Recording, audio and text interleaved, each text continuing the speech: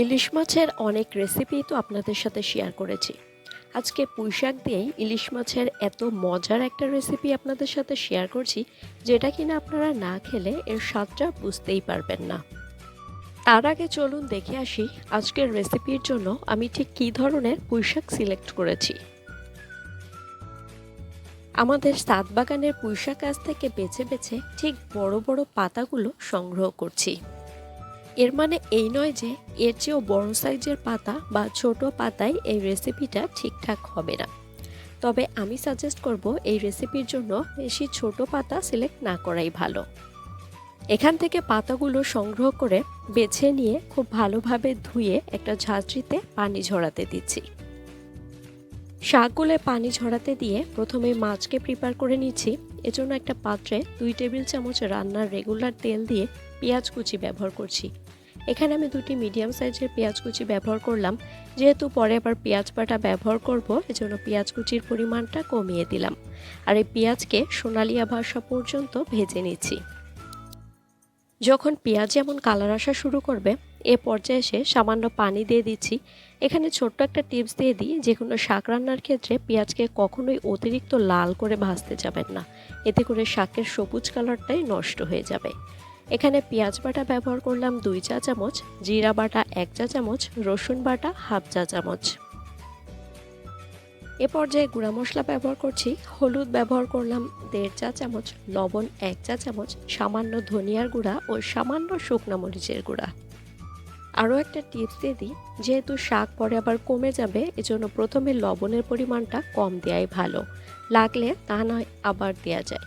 বরাবরের মতো মশলা খুব ভালোভাবে কষিয়ে নিয়েছি, তেলটা আলাদা হওয়া শুরু করেছে। এ পর্যায়ে সে মাছ দিয়ে দিচ্ছি।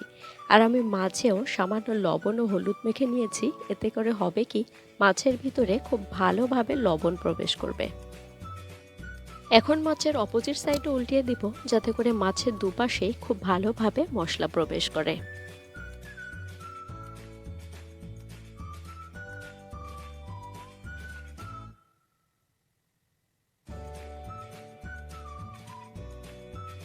এ পর্যায়ে এসে পানি ব্যবহার করব। সামান্য পরিমাণ পানি ব্যবহার করছি, যেহেতু পুঁইশাকেরও নিজস্ব একটা পানি আছে। আর আমি পরবর্তীতে কোনো পানি ব্যবহার করব না। এই রেসিপিতে ঝোলের পরিমাণ কিন্তু বেশি ভালো লাগে না, এজন্য পানির পরিমাণটা একটু বুঝে শুনেই দিবেন। এ পর্যায়ে সেই ধুয়ে রাখা পুঁইশাকগুলোকেও দিয়ে দিচ্ছি। প্রাথমিক পর্যায়ে পুঁইশাকের পরিমাণ বেশি মনে হলেও এটা পরবর্তীতে কমে যাবে। 4-5টি কাঁচামরিচ দিয়ে ঢেকে রেখে দিচ্ছি পুঁইশাকগুলো কমে আসা পর্যন্ত। 7-8 মিনিট পরে এসে শাকের পরিমাণটা কতটা কমে গেছে, তাই না? কিন্তু পানির পরিমাণটা বেড়ে গেছে। আর এজন্য তো জালটাকে বাড়িয়ে দিচ্ছি। যেহেতু টাটকা শাক সংগ্রহ করেছি, শাক সিদ্ধ হতে বেশি সময়ের প্রয়োজন হবে না। জাল যদি কমিয়ে রাখি, সেক্ষেত্রে শাক অতিরিক্ত সিদ্ধ হয়ে যাবে, শাকের কালারটা নষ্ট হয়ে যাবে। আবার ইলিশ মাছ সিদ্ধ হতে বেশি সময়ের প্রয়োজন হয় না, এটা তো আমরা জানি। মনের ভুলেও শাককে ঢাকতে যাব না, তাহলে শাকের কালারটা নষ্ট হয়ে যাবে। আরও 7-8 মিনিট জাল করার পরে ঝোলের পরিমাণটা অনেকটাই কমে গেছে। আরও কিছুটা টানিয়ে নিব। তার আগে 1 টেবিল চামচ ফোড়ন বাটা ব্যবহার করলাম। এর ফলে রেসিপির স্বাদটা আরও অনেক অংশেই বেড়ে যাবে। আপনারা খেয়াল করেছেন কি, ছোট ছোট কিছুটা টিপস ফলো করার কারণে রেসিপির কালারটা কি দারুণ হয়েছে, তাই না? শাকে বেশি ঘন মশলার পরিমাণটা কখনোই ভালো লাগে না।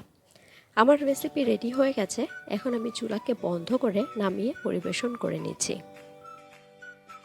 আশা করছি এই রেসিপিটাও আপনাদের মন কেড়ে নিয়েছে।